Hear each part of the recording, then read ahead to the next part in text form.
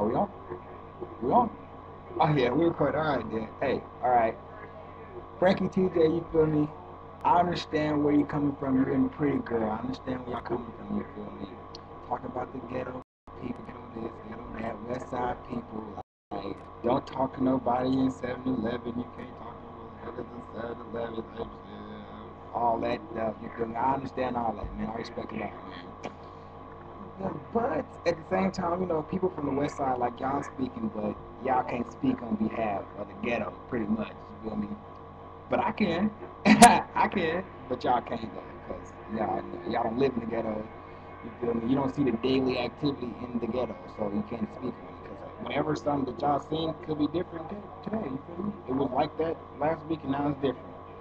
So if you ever need somebody to speak on behalf of the ghetto, you feel me? Your cousin got you. You feel me? Holla at me. Hit me up, man. Loving the show. I'm gonna keep watching, man. I'm on, man. All right, man. We out here, man.